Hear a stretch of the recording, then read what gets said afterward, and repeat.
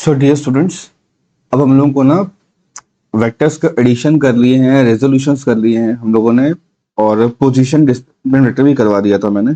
आज पढ़ते हैं अपन लोग वेक्टर प्रोडक्ट्स, क्योंकि इसके बाद अपन को दो वेक्टर्स को मल्टीप्लाई करना भी आना आना चाहिए। ठीक है, how to multiply two vectors. तो बच्चों दो तरह से पढ़ाया जाता है इसको। एक होता है स्केलर प्रोडक्ट ऑफ वेक्टर। क्या बोलोगे बच्चों? Scalar product of vectors. और दूसरा होता है, बोलने में थोड़ा वियर्ड लगता है, इसको बोलते हैं वेक्टर प्रोडक्ट ऑफ वेक्टर्स। ठीक। स्केलर वाले को ना डॉट प्रोडक्ट भी कहते हैं और इसे क्रॉस प्रोडक्ट भी कहते हैं बच्चों। है ना? क्यों बोल रहे हैं अपन समझ लेंगे अभी। So let's start with scalar product. क्योंकि कई बार ऐसा होता है ना कि यू हैव अ क्वांटिटी जो स्केलर भी आती है and you get the quantity जो वेक्टर टर्म में भी आती है। जैसे एग्जांपल लेके अगर मैं बताऊं तो फोर्स का फॉर्मूला क्या होता है बच्चों? जरा बताना। General formula, force is mass into acceleration. Force का वही डायरेक्शन होगा बच्चों जो एक्सेलरेशन का होता है। तो पता है यहाँ पे हो क्या रहा है बेसिकली, आप किसी एक्सेलरेशन वेक्टर में एक स्केलर को मल्टीप्लाई कर रहे हो, मतलब एक नंबर को मल्टीप्लाई कर रहे हो। कोई प्रॉब्लम तो नहीं है यहाँ तक? तो जो डायरेक्शन में बच्चों आप लोगों का एक्सेलरेशन जाएगा उसी डायरेक्शन में आप लोगों का फोर्स चला जाएगा। जितना मास से मल्टीप्लाई करोगे उतना मिल जाएगा। The same thing is applicable for momentum also. यहाँ पर मास और वेलोसिटी से यही काम होता है ना? ये हमें नहीं पढ़ना, इसमें तो सिंपल एक मल्टीप्लिकेशन हो जाता है बच्चों। कई बार ऐसा क्वेश्चन में आता है दैट आपको दो वेक्टर से मल्टीप्लाई करना होता है। यहाँ देखो ना, एक नंबर है और एक वेक्टर है। ठीक है, तो दो वेक्टर्स रहेंगे, उनको मल्टीप्लाई करना पड़ेगा। तो मेरे कहने का मतलब है you will get two vectors. So let's start with scalar product. चलो बच्चों इसके एग्जांपल से पढ़ना शुरू करते हैं। मान लीजिए ये कोई प्लेन सरफेस है, ठीक है, and you have a luggage. हमें कोई एक लगेज को ना ऐसे लेकर जाना है। मान लो ये अपना कोई भी अपन प्लेटफॉर्म पर जाते हैं या तो अपन लगेज को कैरी करते हैं ना बच्चों, तो आप लोग नोटिस करा होगा that the luggage moves right word. और आप इससे फोर्स कैसा लगाते हो बच्चों? आप फोर्स इस पर एक किसी एंगल से इस तरह से प्लेस करते हो, राइट? तो दिस इज फोर्स जो कि अपने आप में एक वेक्टर है, और ये डिस्प्लेसमेंट है बच्चों जो अपने आप में एक वेक्टर है। कोई प्रॉब्लम? तो देखो ये हो गया इसका एंगल, इनके बीच का एंगल थीटा। तो whenever a force, incline force acting here, इस फोर्स का बच्चों कोई ना कोई एक कंपोनेंट होगा ना। इस फोर्स का कोई कंपोनेंट होगा। That component is acting in the direction of displacement. बात समझ रहे हो? और वो कौन सा पोर्शन होगा बच्चों उसका? एफ लिखा है, थीटा लिखा है, जल्दी जल्दी बता दो। ये वाई एक्सिस हो जाएगा बच्चों। यहाँ पे इसको रिजॉल्व करोगे तो एक निकल के आएगा परपेंडिकुलर कंपोनेंट और एक निकल के आएगा, अरे बोलो भाई, अगर ये एफ लिखा है तो ये क्या हो जाएगा? F sine theta. और ये क्या हो जाएगा? F cos theta. आप में बैठा कोई बच्चा भी कह सकता है कि सर ये जो लगेज है ये सामने इसलिए जा रहा है because of this particular force, और डिस्प्लेसमेंट का डायरेक्शन में जा रहा है ना। तो डिस्प्लेसमेंट का मैग्नीट्यूड कितना हो जाएगा बच्चों? वो तो एस रह जाएगा। तो आप ऐसा बोल सकते हो कि व्हेन, यहाँ पर वर्क कैसे चेक करोगे आप लोग? तो बोलोगे सर नाइन्थ क्लास से पढ़ा हुआ है, वर्क का फॉर्मूला होता है force into displacement, right?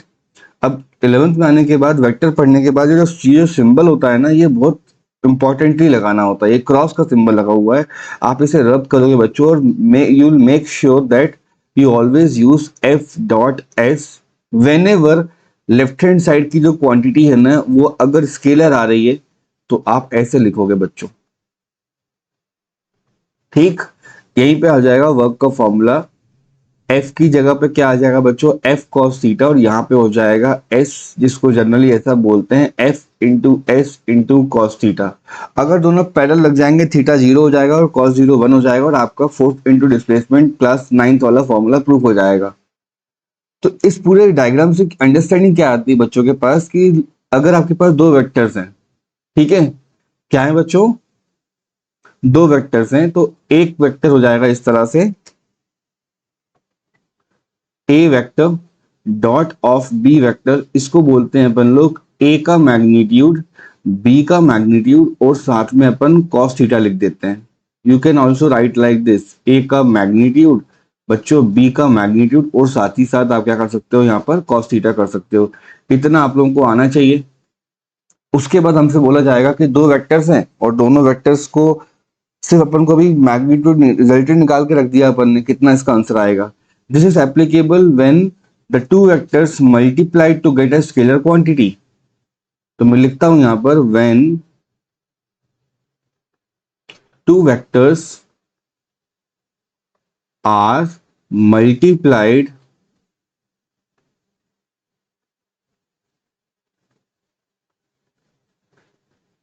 To get a scalar quantity, then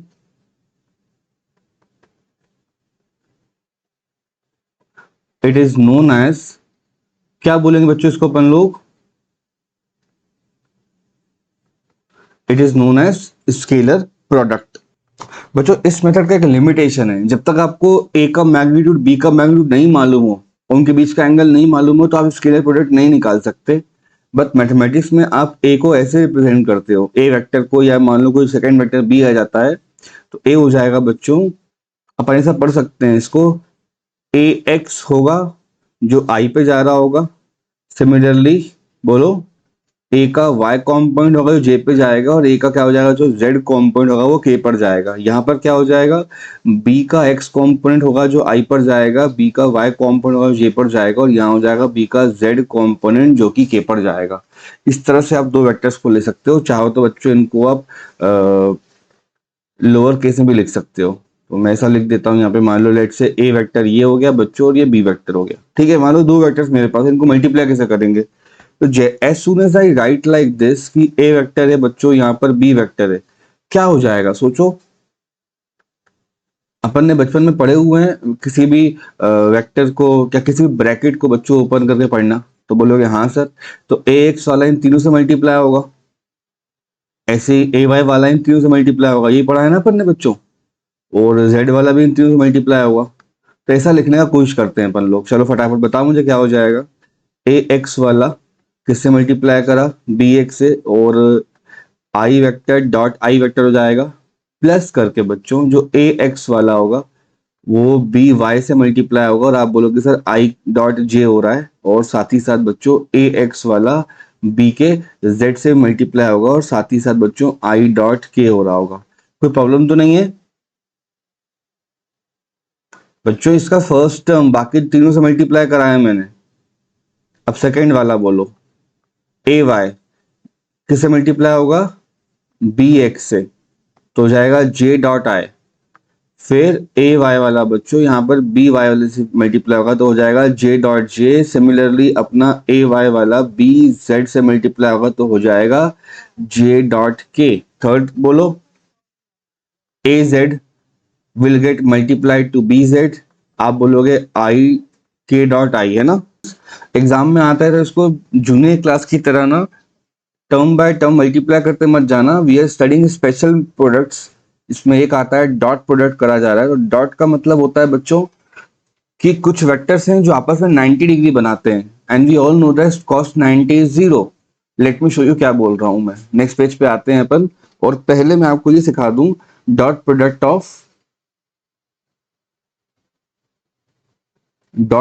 of unit vectors पढ़ लेते हैं अपन फटाफट, है ना। बोर्ड पर देखते रहिए बच्चों। लेट अस अज्यूम दैट कि ये आपके पास एक्स एक्सिस हो गया, इसे आप बोल देना वाई एक्सिस है, और ये वाला कौन सा हो जाएगा बच्चों, जेड एक्सिस हो जाएगा, ठीक है। एक्स हो गया बोलो, वाई और Z. What are the unit vectors over there, तो एक हो जाएगा आई का कैप, एक हो जाएगा जे का कैप, एक हो जाएगा के का कैप। यहां तक का तो क्लियर होगा ना। अगर मैं किसी बच्चे से बोलता हूं बेटा आई का वेक्टर लगा के दिखाओ, तो आई वेक्टर डॉट मान लो आई वेक्टर करके दिखाओ, या जे वेक्टर डॉट जे करके दिखाओ, या के वेक्टर डॉट के करके दिखाओ, तो तरीका क्या होता है बच्चों प्लॉट करने का, मैंने आप लोगों को आज ही बताया है, दो वेक्टर्स प्रोडक्ट का वेक्टर क्या होता है, तो बोलोगे सर पहले का मॉड लिखते हैं, दूसरे का मॉड लिखते हैं, है ना, और इन दोनों के बीच में एंगल लिखते हैं, तो हो जाएगा दो आई वेक्टर के बीच में एंगल कितने का होगा, सोच के बोलो।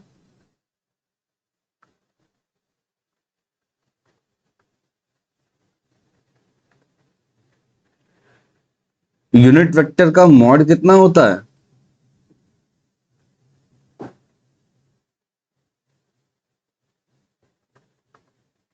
एक तो ये लाइन समझ में आनी चाहिए, है ना। दूसरा, खुद को खुद से मल्टीप्लाई करेंगे तो बच्चों 1 आएगा, ये भी याद कर लो।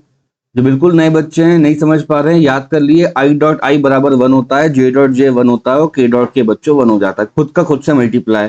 लेकिन वहीं अगर आई को मैं बोल दूं जे के साथ मल्टीप्लाई करने को, तो इसका दिमाग खराब हो जाएगा। आई को अगर मैं बोल दूं के साथ मल्टीप्लाई करने को, तो ऐसे ही खत्म हो जाएगा ये। क्यों बच्चों?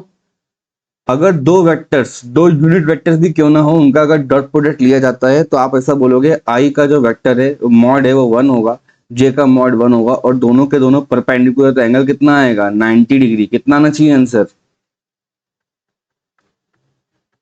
यहाँ पे कितना आना चाहिए answer?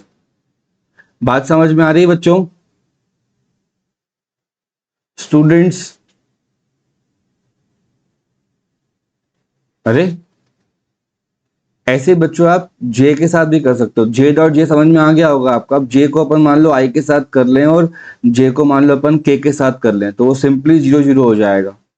The same thing will happen with के को बच्चों अगर आई के साथ करोगे और के को आप जे के साथ करोगे, तो बोलोगे सर कोई बड़ी बात थोड़ा ना है, दोनों का मैग्नीट्यूड 1 होता है, और दोनों के बीच में एंगल कितना है cos 90, जिससे आपका आंसर 0 आ जाएगा। बच्चों यहाँ पे मैं ऐसे ही लिख देता हूँ।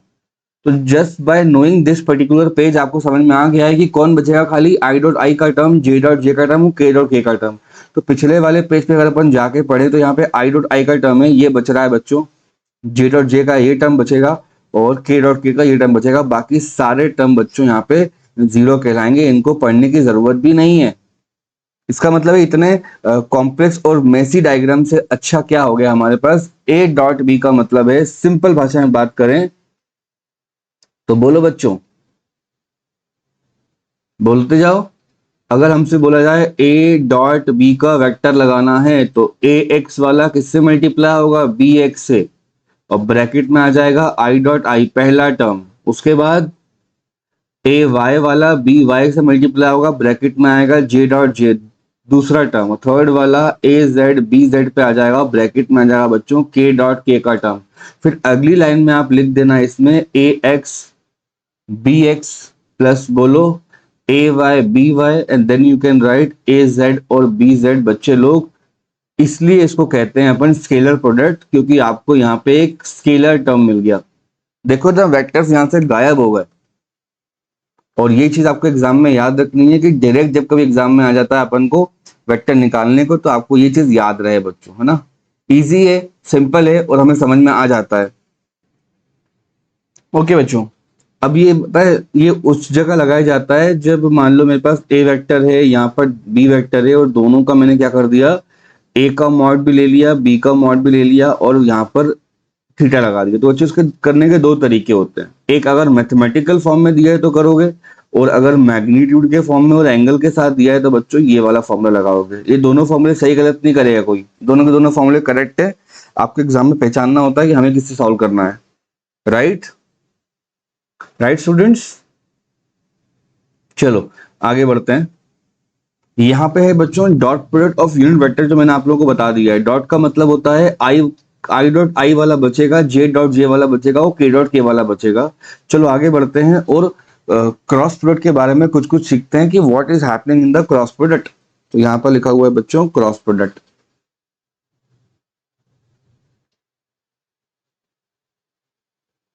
ठीक है, ये ऐसा एक प्रोडक्ट होता है बच्चों जिसमें दो वेक्टर्स का अगर अपन प्रोडक्ट लगाते हैं, तो उनके बीच में क्रॉस लिखना पड़ता है, और जो आंसर मिल रहा होता है ना बच्चों, वो वेक्टर क्वांटिटी मिल रहा होता है। इसलिए इसको बोलते हैं वेक्टर प्रोडक्ट ऑफ वेक्टर, या सिंपल बोलते हैं cross product of vectors. Because आप चैप्टर रोटेशन में आओगे ना, तो आप लोगों को बहुत सारे ऐसे क्वांटिटीज मिलेंगे जो वेक्टर में लाया करते हैं।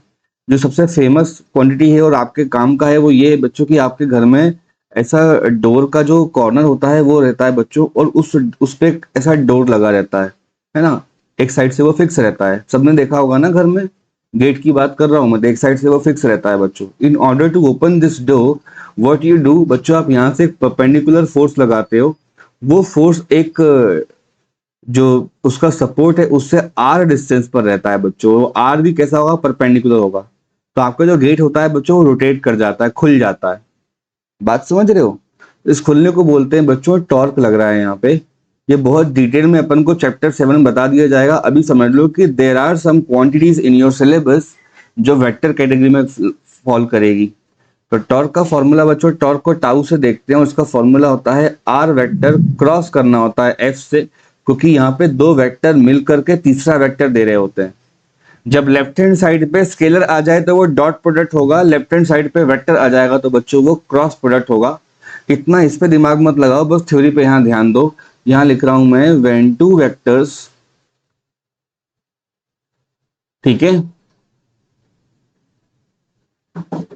Multiplied to form another vector quantity, then it is known as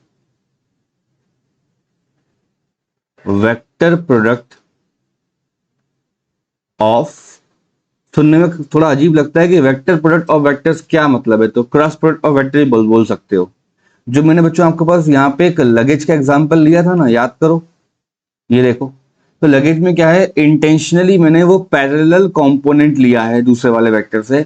अब जब मुझे किसी को, जब मैं क्रॉस प्रोडक्ट लगाऊंगा तो बच्चों मुझे परपेंडिकुलर कंपोनेंट लेना पड़ेगा।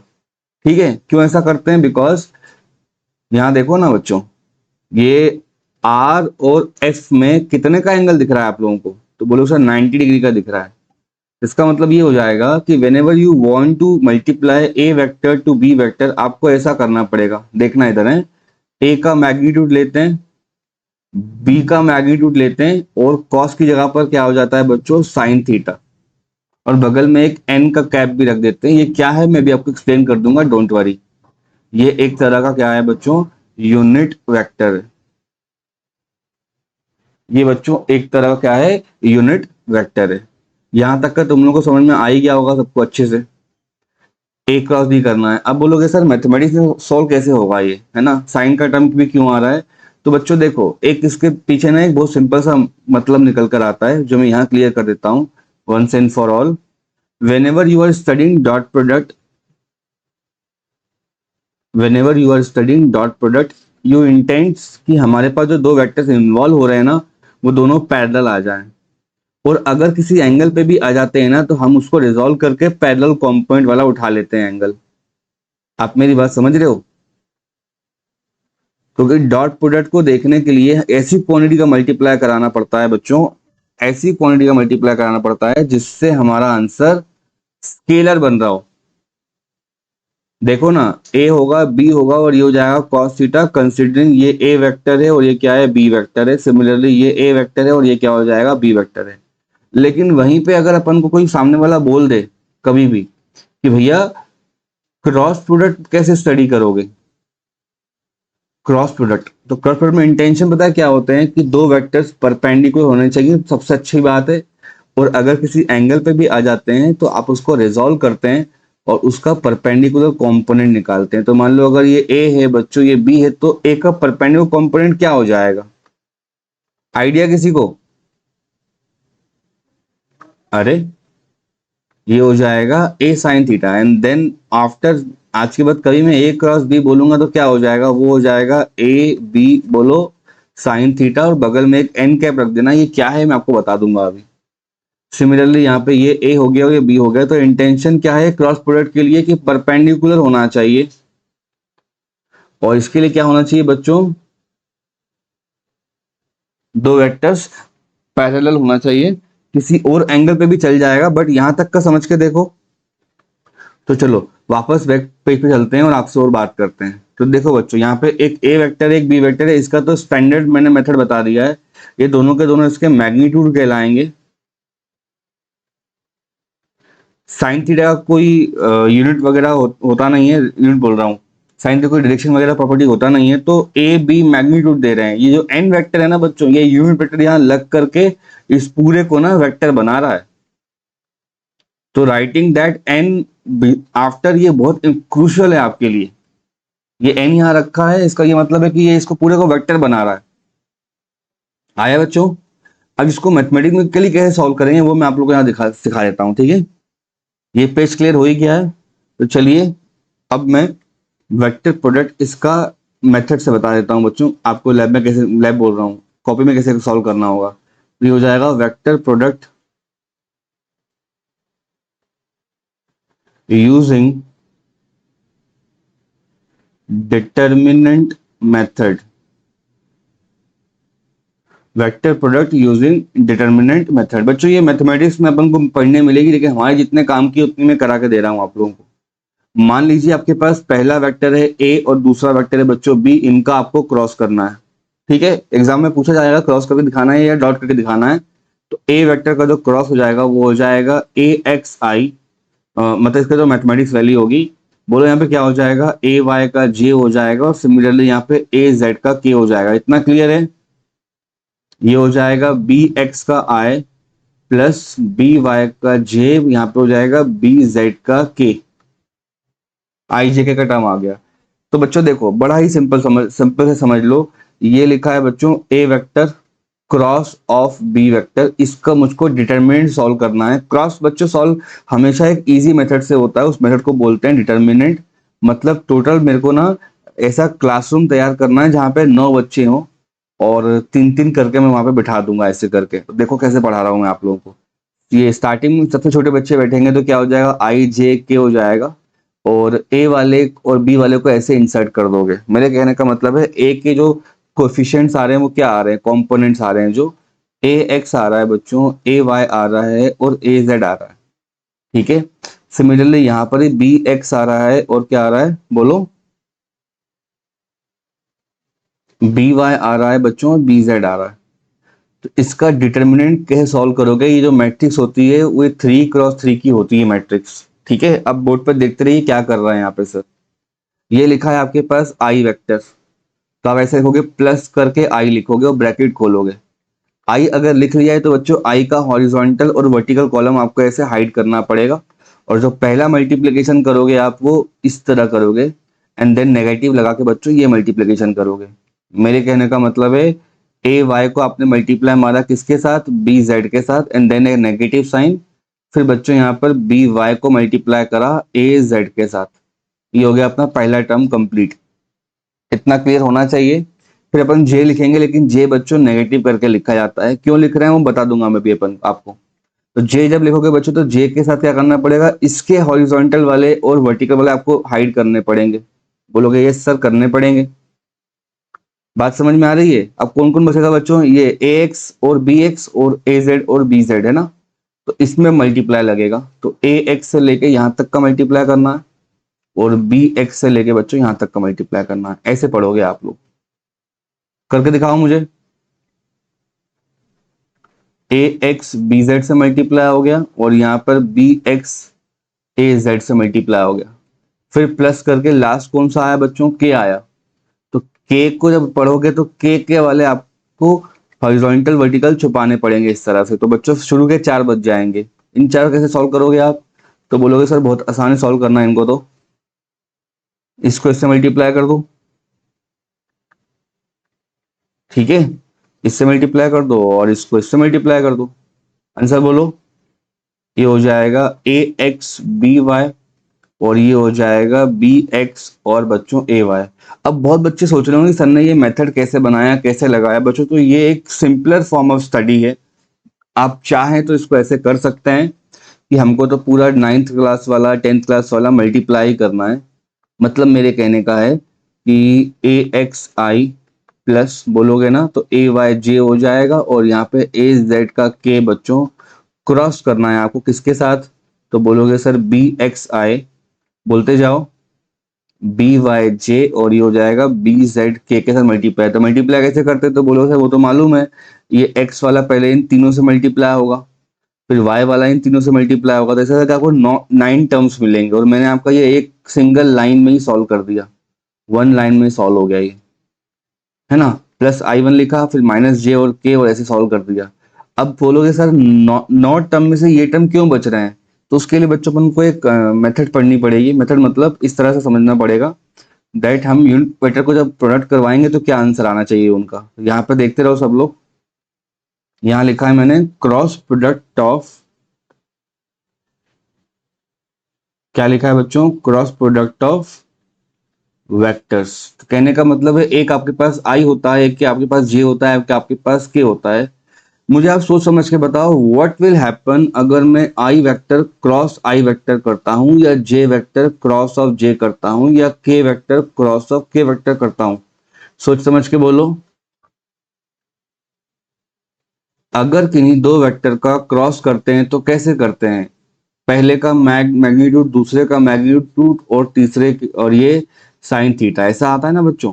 तो आई का मैग्नीट्यूड 1, आई का मैग्नीट्यूड फिर से 1 बच्चों, और दो आई के बीच में एंगल कितना होगा, 0। व्हाट इज साइन 0, आप मेरी बात समझ रहे हो। डॉट प्रोडक्ट का उल्टा हो जाता है यहाँ पे बच्चों, गेटिंग माई पॉइंट, नहीं आया समझ में। This is one of the reason why a X को जब क्रॉस करेंगे अपन बी एक्स के साथ तो वो टर्म 0 हो जाएगी। तो खुद को छोड़ के बाकी दोनों से मल्टीप्लाई करवाया जाता है, इसलिए जब आई को करोगे तो आई को छुपाना पड़ता है अपन को, तो इजी हो जाता है। आई लिख करके आई वाला आई से मल्टीप्लाई नहीं होगा, ए एक्स वाला ए एक्स से मल्टीप्लाई बच्चों नहीं होता है। अब आप समझे क्यों कर रहा है मैंने, ऐसे ही जे क्रॉस जे करूंगा तो वो खत्म हो जाएगा, के क्रॉस के करूंगा तो वो खत्म हो जाएगा। तो खुद का छोड़ के बाकी दोनों से मल्टीप्लाई करवाया जाता है, तो वही यहाँ पे अपन इसको ओमिट कर रहे होते हैं, ये हाइड कर रहे होते हैं, और बाकी बाकी लोगों को मल्टीप्लाई करते हैं। तो बच्चों ज्यादा एडवाइजेबल जो लाइन होती है लिखने की, वो डिटर्मिनेंट से सॉल्व करोगे तो ज्यादा बेटर है। और साथ ही साथ अगर अपन को इससे समझ में आ रहा है कि मल्टीप्लाई तीनों करते जाएंगे देन अपन पढ़ लेंगे तो अलग बात है। अब बात करते हैं कि नेगेटिव साइन क्यों आ रहा है, तो उसके पीछे बच्चों एक रीजन है दैट वेक्टर प्रोडक्ट जो रहता है बच्चों वो डायरेक्शन का बहुत मारा रहता है, उसको डायरेक्शन से बहुत प्रॉब्लम होती है। तो डायरेक्शन का मतलब वो समझने के लिए अपन को ना एक वेक्टर व्हील बनाना पड़ेगा। तो मैं यहाँ बना देता हूँ आप लोगों के लिए, बड़ा ही सिंपल है बच्चों, कि हो जाएगा वेक्टर व्हील। उससे आप ये पता लगा पाओगे कि कब प्लस लगाना है कब माइनस लगाना है, ठीक है, क्योंकि आंसर अपना वेक्टर में आ रहा है, स्केलर में नहीं आ रहा है। तो बच्चों वेक्टर व्हील को ऐसा बनता है कि you will draw a circular structure like this, दिख रहा है क्या, और तीनों के तीनों जो आपके वेक्टर्स हैं उनको ना ऐसे करके अपन बिठा लेते हैं यहाँ पे, आई बोलो जे, और ये हो जाएगा बच्चों एक के। जो व्हील है वो एंटी क्लॉकवाइज घूम रहा है बच्चों, ठीक है। एंटी क्लॉकवाइज वेक्टर की लैंग्वेज में क्या होता है, अगर अपन राइट हैंड को लाके यहाँ घुमाएंगे तो थंब अपना ऊपर आएगा, ऊपर आने का मतलब है वो पॉजिटिव कहलाता है जनरली, उस पेज के पॉजिटिव या उस पेपर के पॉजिटिव या मोबाइल लैपटॉप की स्क्रीन के पॉजिटिव। आपको कुछ नहीं करना है बच्चों, आपको मल्टीप्लाई करके देखना है। When you follow the code और यू फॉलो द व्हील, आपका आंसर प्लस में आएगा। मतलब कहने का है जो आई लिखा है ना बच्चों, आई वेक्टर पे बैठ के जे का अगर क्रॉस करोगे तो आप सीक्वेंस में जा रहे हो, तो आई क्रॉस जब जे करेंगे तो बच क्या जाएगा बच्चों, आंसर आ जाएगा आपका के। क्लियर। लेकिन अगर उल्टा करने जाओगे आप, जे पर बैठ के आगे चलने की बजाय पीछे चल के चले गए, तो जे क्रॉस आई करोगे तो आएगा तो के ही बच्चों आपका, लेकिन नेगेटिव में आएगा, ये अपन को याद रख के चलना है। Got it. आई जे के आएगा, लेकिन जे इंटू आई क्या हो जाएगा, माइनस के। सिमिलरली अगर मैं जे पे बैठ जाऊं तो रूल क्या कहता है कि आपको व्हील के साथ चलना है तभी प्लस मिलेगा। तो बच्चों जे को अगर मैं के साथ क्रॉस करूंगा तो मुझे आई मिल जाएगा, जे क्रॉस के क्या मिल जाएगा बच्चों, आई मिल जाएगा। लेकिन अगर मैंने घपला किया, है ना, मैंने क्या करा बच्चों यहाँ पे के क्रॉस जे करा, तो के, ठीक है, क्रॉस करने का क्रॉस किया तो बच्चों बैकवर्ड जा रहा हूं मैं, उल्टा चला गया मैं, ठीक है। तो आएगा तो आंसर आई, लेकिन माइनस का आई आएगा, ये अपने दिमाग में बात जानी चाहिए। ठीक है, वैसे ही अपन के पास लास्ट क्या बचता है बच्चों, के वेक्टर है, क्रॉस करोगे आई के साथ तो जे मिलना चाहिए, देखो ना। अरे भाई आई जे के होते हैं यूनिट वेक्टर्स, ठीक है। तो के क्रॉस आई करूंगा जे मिलेगा, उल्टा कर दूंगा अगर बच्चों में आई क्रॉस के कर दूंगा ना, तो यहाँ पर माइनस जे आने लग जाएगा। तो ये सारी चीजें अपन को पता होनी चाहिए, एंड दैट इज वाई बच्चों यहाँ पर मैं आप लोगों को बताने जा रहा हूँ कि अब ये प्लस क्यों लिखा है, माइनस क्यों लिखा है। मुझे बताओ, आपने आई वाले को छुपाया था तो क्या क्या हुआ था यहाँ पे। आई को ओमिट करते ही पहला जो मल्टीप्लाई हुआ वो किस में हुआ था, जे क्रॉस के में हुआ था ना। देखो ना, ए वाई किसका, किस किस कॉलम का इंसान है, जे का क्या क्रॉस किया आपने। तो बच्चों अगर यहाँ देखा जाए कि जे का के साथ क्रॉस करते हैं तो प्लस में आ रहा है ना आई, गेटिंग माई पॉइंट, इसलिए वहां पर आई कॉमन लेके रखा उनने पहले ही। क्लियर हुआ इतना, ये फर्स्ट पार्ट क्लियर हुआ। फिर आई डॉट जे करोगे, ये सेकंड में क्या हुआ, जे क्रॉस के कर रहे हैं यहाँ पे माइनस लगा कर, है ना। तो इसलिए यहाँ बच्चों एक नेगेटिव का टर्म है और मुझे यहाँ मिल रहा है आंसर। अब सेकंड टर्म के बारे बात पास चलते हैं। सेकंड टर्म में क्या मल्टीप्लाई हो रहा है, जे है ना। तो जे को जब आपने हाइड करा था तो किससे मल्टीप्लाई किया था, 11th क्लास, यहाँ पर जे को हाइड करा तो पहला किसके साथ प्रोडक्ट हुआ था, आई वाले का के साथ। गेटिंग माई पॉइंट, आई वाले का के साथ। मुझे बताओ आई क्रॉस के कितना होता है, पूरे पेज से पढ़ के बोलो। आई क्रॉस के बच्चों माइनस का जे होता है ना। गेटिंग माई पॉइंट, यही चीज समझाने के लिए पूरा पेज मैंने यहाँ पे लिखा है, आई क्रॉस के माइनस जे आएगा, एंड दैट इज वाई यहाँ पर एक माइनस का जे आता है। बहुत हल्ला होता है इस बात पे, डिबेट करते हैं बच्चे क्यों आ रहा है, कैसे आ रहा है, याद करने को बोल दिया जाता है, लेकिन नहीं, ये इसका आंसर है। लास्ट वाला देखो, के को छुपाया था तो किसने मल्टीप्लाई पढ़ा था, पहला वाला मल्टीप्लाई, बोलो।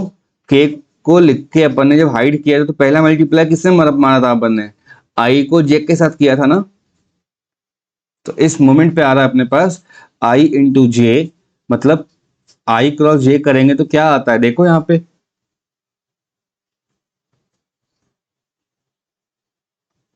बच्चों प्लस का क्या आता है। अब क्लियर हुआ, ये 3 लाइन में अपना आंसर मिल रहा है।